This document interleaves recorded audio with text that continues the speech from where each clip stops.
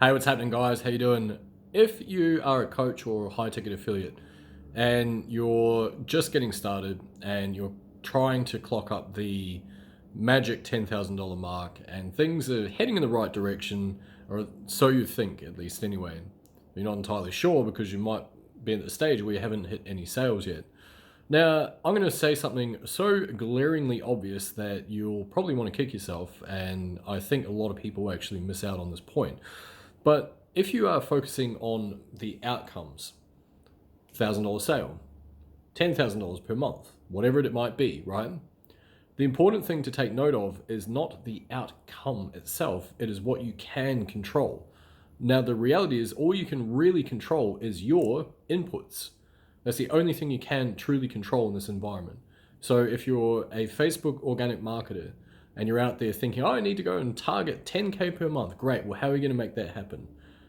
Are you focusing on how many leads you need to get in order to create one singular sale? Now, of course, you might not know that to start with. You might be just running around trying to figure all this stuff out, and I completely get that. But my point is that what you need to be focusing on is what is going to dictate that outcome, right? So without the inputs, you can't get that outcome anyway. So the way that I like to do this and the way that I like to discuss this with my students is what I call the 1% rule. And that is basically that you should be aiming to convert a minimum of 1% of your leads into high ticket customers. Now, of course, and you've got a process under your belt, like the Ultimate Marketing Mastermind, for example, is what we teach. It's called the dual imprint nurturing process. It's basically where we take a prospect, we are able to rapidly indoctrinate them into who we are, build massive amounts of rapport really, really quickly, bypass a whole lot of that normal stuff that people get stuck with in Messenger, and really just get to the point with, you helping them with whatever they need help with. And that's what we teach, right? So with that in mind, we can convert as many as 1 in 6 people into customers that jump into our Facebook groups. So it's pretty cool. Now, of course, that's not every month and things do change from time to time.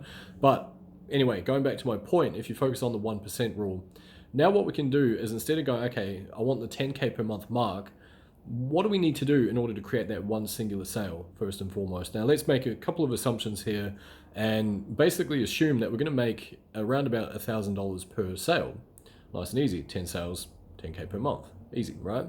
Now, have a think about how many leads you might need in order to create that one sale. And of course, over time, your close rate's going to go up and up and up and up, and you're going to get better and more refined at this process, and you're going to select your leads better and all that type of stuff, right? But in the initial stages, if you aim for 1%, ask yourself, how many leads have you spoken to? How many people have you put your offer in front of? So many people miss out on this. It's really, really vital, and it's really, really glaringly obvious when I'm out there and I'm trying to, have a look at people's activities, see what they're up to, and see where they might be missing out on a few things, right? So if we look at that, like say 1%, now divide 100 by 1,000 by 100.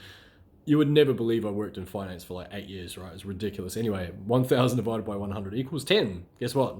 $10. So now what this means is that every time you're communicating with someone, every time you're getting a new lead into your business, and if you're doing Facebook organic marketing or LinkedIn or Twitter or Instagram or Pinterest or email marketing, anything like that, you now know that every lead has a value to your business of $10, right? Which means, guess what? You're focusing on the inputs, because the more of those conversations you have, the more of those leads you can get in, the more of those people that you can help communicate with, solve their problems for them, the more likely you're going to make a sale. And once you do, guess what? Now you've got a repeatable formula, and you just need to improve on those metrics as you go through.